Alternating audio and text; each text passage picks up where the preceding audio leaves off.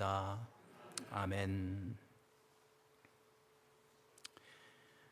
우리가 지금 계속해서 생명의 성령의 법에 대한 말씀을 함께 나누었죠. 제가 지난주일 설교에서 여러분께 부탁의 말씀을 드렸습니다. 이 생명의 성령의 법을 반복해서 깊이 묵상하시라고 말씀드렸는데 기억하세요? 언제까지 그렇게 해야 돼요? 언제까지? 사도 바울처럼 우리 입에서 이 성령의 생명의 성령의 법으로 인해서 감사가 터져 나올 때까지 해야 돼. 감사가 터져 나올 때까지. 아직 아니라면 여러분 계속 하셔야 됩니다. 왜냐하면 이게 놀라운 하나님의 말씀이기 때문에 그런 겁니다. 도대체 이 생명의 성령의 법이 뭐길래 이렇게 사도 바울이 이 법을 알고 나서 우리 주 예수 그리스도를 인하여 하나님께 감사하리로다, 그 탄성이 터져 나왔을까요? 도대체 이 법이 뭐길래? 여러분, 이 생명의 성령의 법은요, 다른 말로 하면 복음의 완성입니다. 완성. 또 다른 말로 하면 믿음의 완성입니다. 더 이상은 없습니다. 이게 완성이에요. 완성.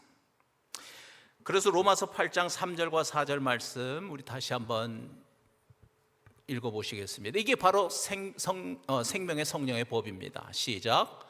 곧 죄로 말미암아 자기 아들을 죄 있는 육신의 모양으로 보내어 육신의 죄를 정하사 육신을 따르지 않고 그 영을 따라 행하는 우리에게 율법의 요구가 이루어지게 하려 하심이니라. 이게 생명의 성령의 법이에요.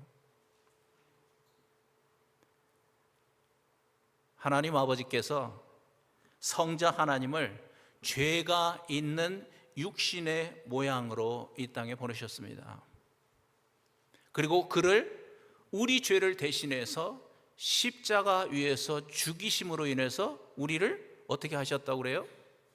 정하게 하셨다는 거예요. 깨끗하게 하셨다는 거예요. 그리스도의 피로 우리를 깨끗하게 씻어 주셨다는 거예요. 이걸 우리가 어떻게 믿을 수 있을까요? 아니, 2000년 전에 예수님이 십자가에서 죽으신 피인데, 그분이 2000년 전에 그렇게 하셨는데 2025년을 살고 있는 나하고 무슨 상관이 있을까요?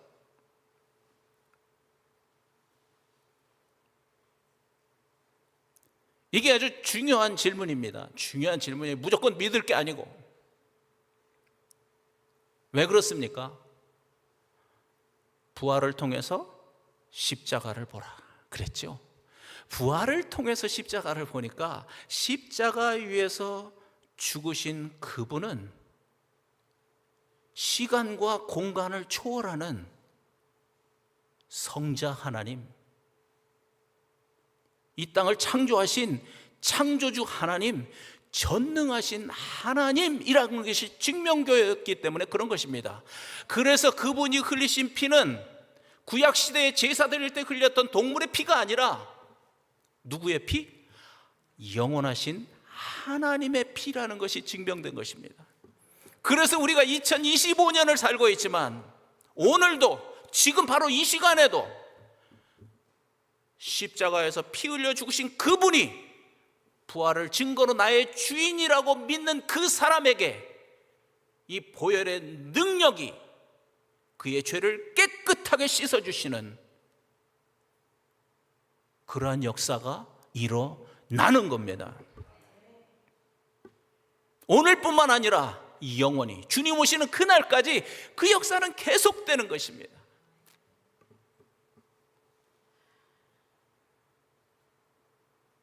그런데 더 중요한 게 있습니다. 왜 우리를 이렇게 성자 하나님을 보내셔서 그를 십자가에서 죽이시면서까지, 피 흘리게 하시면서까지 우리의 죄를 정결하게 씻어 주셨을까요? 왜요? 여러분 마음속에 답이 척척척 나와야 돼요. 왜냐하면 제가 지금 얼마 동안을 반복해서 말씀드리고 있잖아요. 왜요? 그게 목적이에요? 아멘. 우리 권사님 앞에서 계속 말씀하시네요.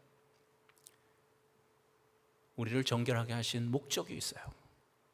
우리를 거룩한 성전으로 만들어 주셔서 성령이 우리 안에 들어오셔서 우리와 함께 살기 위해서 그렇게 하신 것입니다.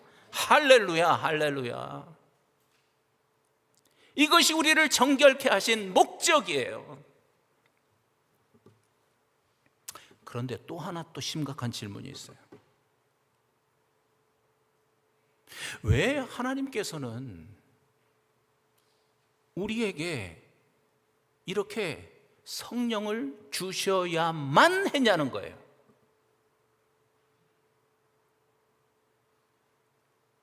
이 질문에 대한 대답은 여러분 마음속에 있습니까? 왜 우리에게 이렇게 성령을 주셔야만 했는가? 그 이유가 뭔가? 지금 로마서 8장을 계속하고 있는 거죠. 그래야만 우리가 육신을 따라 살지 않고 내 안에 들어와 살고 계시는 성령을 따라서 성령의 능력으로 율법의 요구, 다시 말하면 하나님의 율례와 규례를, 하나님의 말씀을 순종하는 삶을 살 수 있기 때문에. 아멘, 아멘, 아멘. 여러분 이게 생명의 성령의 법이에요. 그러니까 생각해 보세요. 하나님 아버지께서 우리에게 이 생명의 성령의 법을 주시려고 성자 하나님을 희생시키신 것입니다. 그래야만 우리가 살 수 있기 때문에.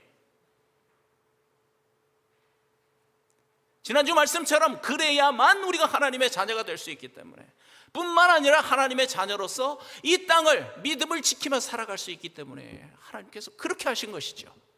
그래서 이 생명의 성령의 법은 하나님의 사랑의 법입니다. 너무나 놀라운 사랑이 그 안에 담겨 있는 거죠. 생명의 성령의 법은 능력의 법입니다. 능력. 모든 그리스도인의 능력이 여기에서 나오기 때문에 그런 거예요. 내 능력이 아니고 내 안에 계시는 성령의 능력으로 사는 거죠.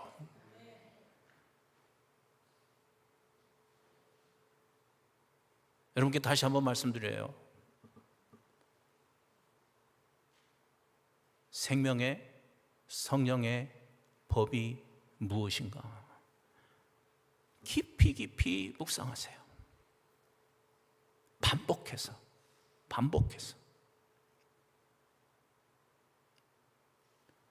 이 생명의 성령의 법이 여러분 마음판에 새겨져야 합니다. 새겨져야 합니다. 그냥 글자로 써놓으면 지워지죠? 그런데 바위에 글자를 파놓으면 안 지워지잖아요. 하나님이 원하시는 거예요. 여러분 마음판에 engrave it on your heart. engrave, 새기세요. 새겨.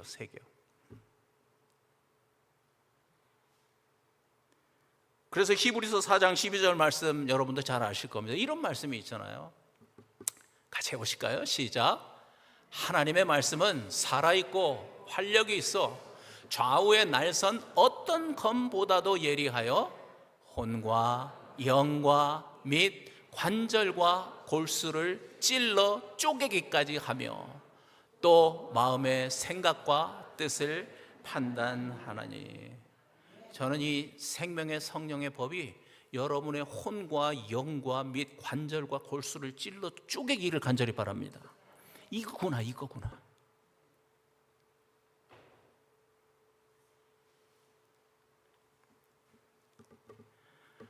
제가 계속해서 반복해서 정말 저 말씀 그대로 이 생명의 성령의 법이 우리의 혼과 영과 관절과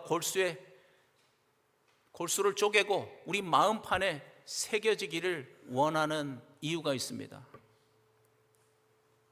그 이유는 뭐냐면 우리가 이 생명의 성령의 법을 따라서 살기만 하면 모든 우리 인생의 문제는 지금 내 안에 살고 계시는 성령으로 인해서 다 해결되기 때문에 그렇습니다.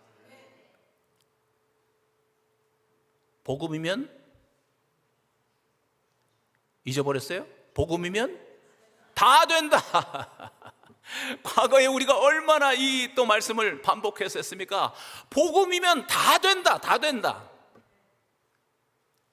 생명의 성령의 법이면 다 되는 겁니다.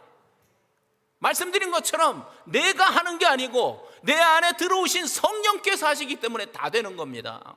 다 되는 거예요. 정말 다 되는 거예요. 오늘 설교의 제목처럼 생명의 성령의 법은 두려움을 이깁니다. 두려움. 이거 정말 심각한 문제잖아요, 우리 인생에. 이제 오늘 본문 말씀을 한번 들어가 보죠. 디모데 전서와 후서는 사도 바울이 디모데에게 쓴 편지지요. 이 디모데는 바울이 개척한 에베소 교회에 목회를 하고 있는 아주 젊은 그런 목회자였습니다. 그런데 이 편지를 읽어보면 디모데에게 뭔가 좀 어려운 문제가 생겼다는 것을 알 수 있어요. 아마 그래서 사도 바울이 편지를 썼겠지요. 아까 읽었던 7절 말씀해 보니까는요, 이 어린 목회자 디모데가 두려움 가운데 있다는 것을 알 수 있습니다. 두려움 가운데 있어요. 그런데 8절 말씀에 보면 왜 두려움 가운데 있을까 짐작할 수 있어요. 목회는 쉽지 않은데 이 젊은 사람이 얼마나 어려웠겠어요. 목회는 쉽지 않은데 거기다가 자기 기둥과 같은 사도 바울은 지금 어디에 있는 줄 아세요? 감옥에 있어요. 감옥. 그러니까 디모데가 생각하기에 불안한 거예요. 언제 무슨 일이 일어날지 모르잖아요. 감옥에 갇혔다가 언제 죽을지도 모르고. 그런 상황이 디모데를 두렵게 한 것 같아요. 이 사람에게 있어서 두려움은요, 심각한 문제입니다. 왜? 사람을 무력하게 만들잖아요. 그래서 사람의 인생을 엉망으로 만들어버려요. 인생을 망쳐버려요. 두려움은 인생을 불행하게 만드는 아주 심각한 요인입니다. 그런데 이렇게 믿음이 순수하고 좋아서 바울에게 인정을 받고 목회까지 하고 있는 이 디모데에게도 두려움이 생겼다는 거예요. 우리가 이 점을 보는 거예요. 그렇다면 하나님을 잘 믿고 있다고 생각하는 나에게도 그런 일이 생길 수 있겠구나. 짐작이 되시죠? 그런 일이 생길 수 있어요. 경험하신 분들도 있겠지만요, 두려움은요, 신앙생활에 아주 심각한 장애물입니다. 두려움은 우리로 하여금 아주 소극적인 신앙생활을 하게 합니다. 또 마음속에 어두움을 만들어가지고 영적인 우울증에 빠지게 합니다. 그래서 신앙생활을 한다고 열심히 교회는 다니기는 다니는데 생명력이 없습니다. 그래서 그런 사람의 삶은 어두움 속에 갇혀 있습니다. 활기가 없습니다. 그래서 우리의 삶이, 우리의 신앙생활이 밝고 건강하고 생명력이 넘치는 그런 신앙생활이 되려면 꼭 해결해야 될 문제가 있다는 거예요. 그게 바로 이 두려움의 문제예요.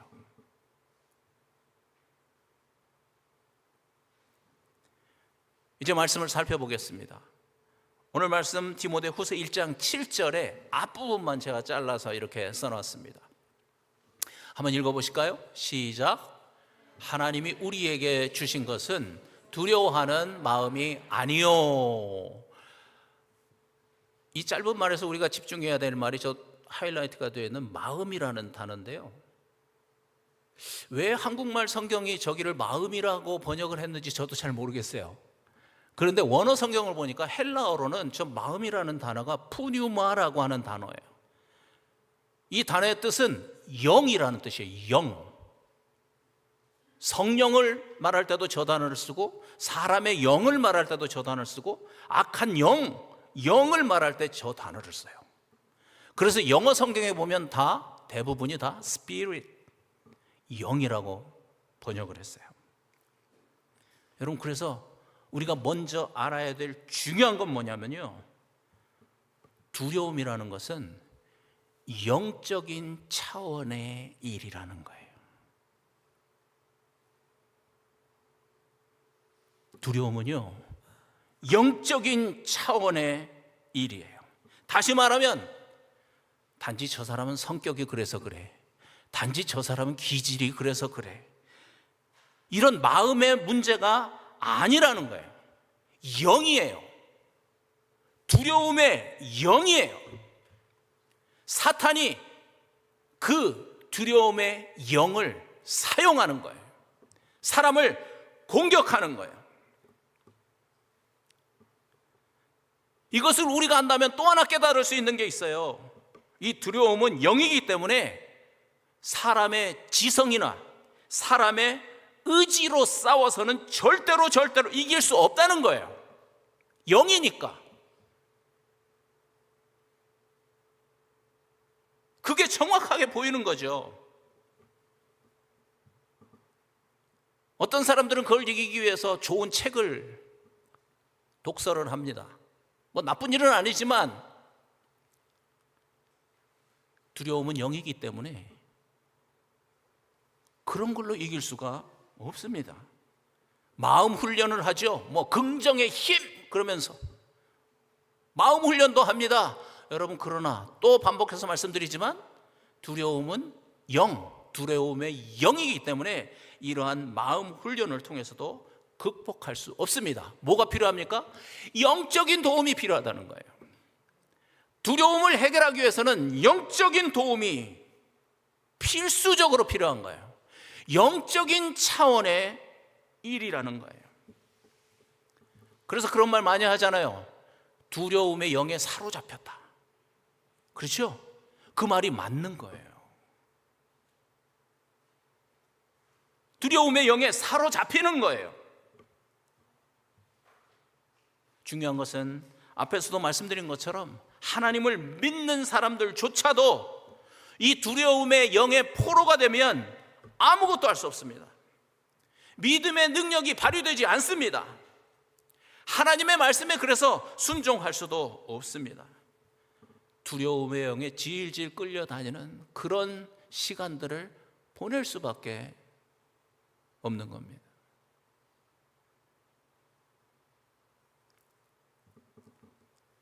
구약의 엘리야 선지자를 아시죠?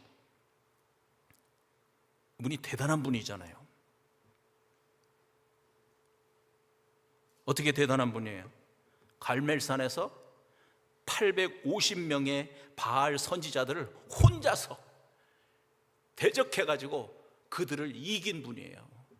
정말 구약에서 가장 용감한 선지자 중에 한 분이시죠.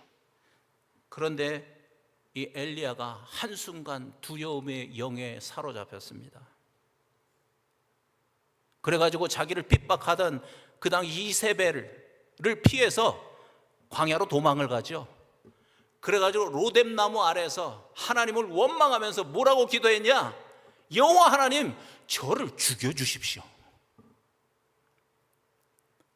아니, 그렇게 용감했던 선지자 엘리야가 자기를 죽여달라고 기도를 해요.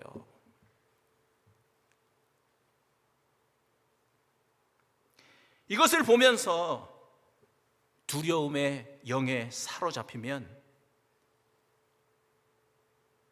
앞에서 설교하고 있는 목사인 저도 마찬가지고 이 말씀 듣고 있는 여러분들도 마찬가지고 예외 없이 그럴 수 있다는 거예요. 그럴 수 있어요.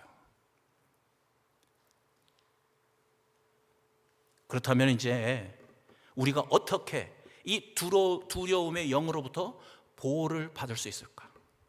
만약에 내가 지금 두려움의 영 가운데 있다면 어떻게 그 가운데에서 빠져나올 수 있을까? 이게 이제 문제죠.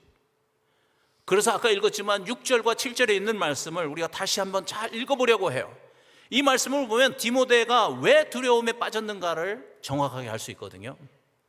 자, 한번 디모데후서 1장 6절과 7절에 있는 말씀 함께 보시겠습니다. 특히 하이라이트 되어 있는 부분을 잘 보세요. 시작. 그러므로 내가 나의 안수함으로 내 속에 있는 하나님의 은사를 다시 불릴 듯하게 하기 위하여 너로 생각하게 하노니, 하나님이 우리에게 주신 것은 두려워하는 마음이 아니요 오직 능력과 사랑과 절제하는 마음이니. 저 말씀에서 생각하노니, remind, 생각하노니, 그렇죠. 그러니까 짐작해 볼 수 있어요. 왜 이 디모데가 두려움 가운데 빠졌을까? 뭔가를 잊어버렸다는 거예요.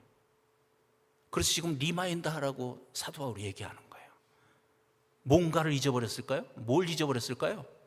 조금 전 앞에 있는 하이라이트에 있는 거 보셨습니까? 디모데가 안수함으로 받았던 그 하나님의 은사, 하나님의 은사, 그 성령의 은사, 그 은사를 디모데가 잊어버리고 살고 있던 거예요. 그것으로 인해서 디모데가 두려움 가운데 있었다는 것을 우리가 분명히 알 수 있습니다. 디모데는 이 순수한 믿음을 가진 젊은 사람이잖아요.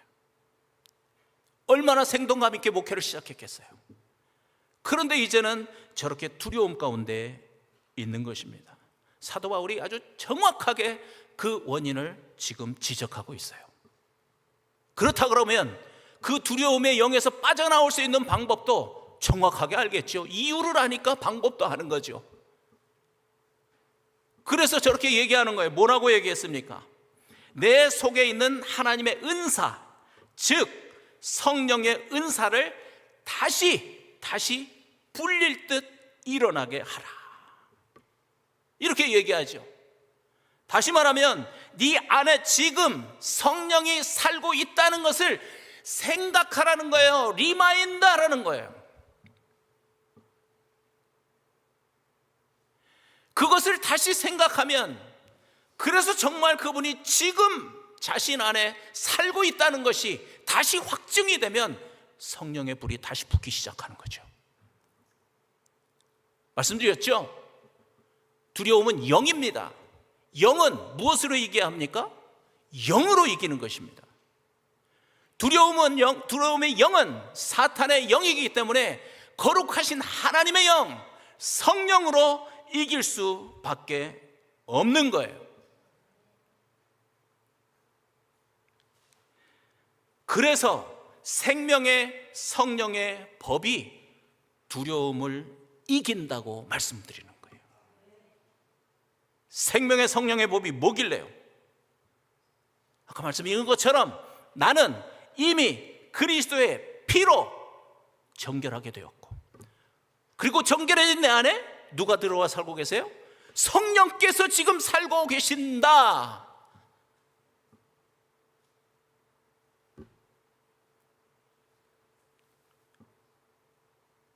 이걸 리마인드하라는 거예요. 이걸 다시 기억하라는 거예요. 어떻게 믿습니까? 내 안에 성령이 지금 계시나 안 계시나 어떻게 믿어요? 그동안 우리가 수없이 얘기한 것처럼 부활을 통해서, 부활하심으로 인해서 모든 하나님의 말씀은 실제라는 것이 증명이 됐잖아요. 내 느낌과 감정이 아니라.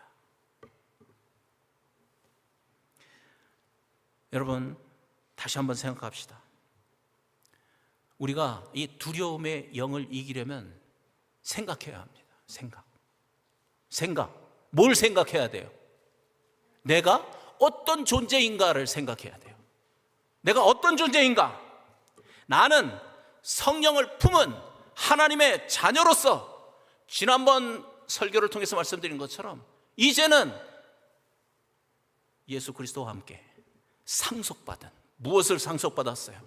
이 땅을 다스리는 권세를 상속받은 자라고 하는 것을 리마인드 해야 되는 거예요. 내가 어떤 존재인가? 그걸 정체성이라고 그러죠. 아이덴티티라고 그러잖아요. 내 이 정체성이 확실하게 회복되는 그 순간 두려움의 영은 뒤도 돌아보지 않고 쫓겨나가는 것을 믿습니다. 여러분, 어두움은 어떻게 쫓아내는 거예요? 빛을 가지고 들어오면 어두움은 그냥 자동으로 나가는 거예요. 깜깜한 방에 들어가면서 여러분이 전기 스위치를 딱 올리면서 어두움아 물러가라 그럽니까? 아니, 그냥 스위치 딱 키면 어두움 물러가는 거예요. 왜냐하면 빛이 들어오니까. 여러분, 사탄아 물러가라 그런 말 할 필요가 없어요. 여러분이 빛이면, 빛이 여러분 안에 계시면 그것이 확증되는 순간 어둠의 영은 자연적으로 물러가는 겁니다. 도망가는 겁니다. 그 흔적을 찾아보려고 해도 보이지 않습니다. 이것이 하나님의 자녀된 우리의 권세인 것입니다. 우리가 상속받은 권세입니다.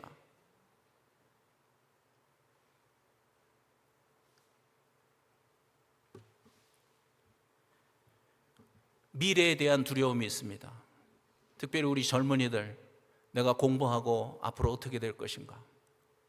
우리 부모들도 자녀들 생각하면 너무나 이 세상이 어려우니까 우리 자식들이 어떻게 앞으로 이 세상을 뚫고 나갈까 염려와 두려움이 솔직히 있습니다. 저도 마찬가지고요. 여러분이 살다가 예기치 않은 일들이 생겨서 그런 두려움이 생길 수 있습니다. 직장 생활하다가 가정에서 여러 가지 일들로 인해서 그런 두려움이 생길 수 있습니다. 그런데 여러분, 오늘 말씀대로 두 가지만 기억하십시오. 첫째는 두려움은 영이다. 아시겠어요? 두려움은 영이다. 그래서 그 문제는 어떻게 해결해야 된다? 영으로 해결해야 된다. 무슨 영? 성령. 거룩하신 하나님의 영, 성령으로 해결하면, 성령으로 대적하면 100% 이긴다.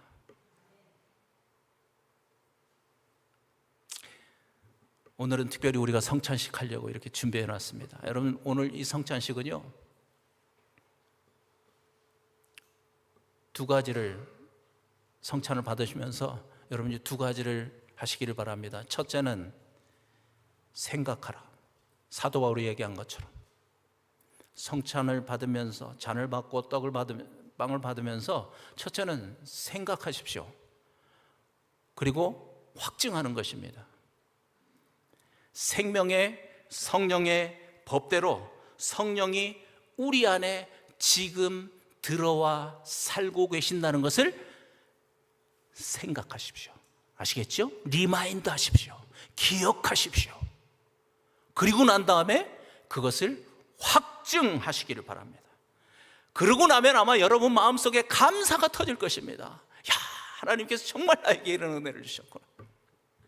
감사하십시오. 그 결과로 어떤 일이 벌어져요? 혹시 여러분 안에 근심이나 걱정으로 어두움이 있었다면 그 어두움이 뒤도 바라보지 않고 도망갈 것입니다. 그 어두움의 영이 쫓겨나갈 것입니다. 그리스도의 피를 상징하는 포도즙을 여러분 작은 컵에 먼저 받으실 텐데요, 그것을 받으실 때 앞에서 말씀드린 것처럼 이 피는 누구의 피? 하나님의 피인 것을 먼저 생각하고 리마인드하고 확증하시기를 바랍니다. 이건 동물의 피도 아니고 사람의 피도 아니고 영원한 능력이 있는 하나님의 피, 그 피를 내가 받았구나. 그것을 기억하시기를 바랍니다.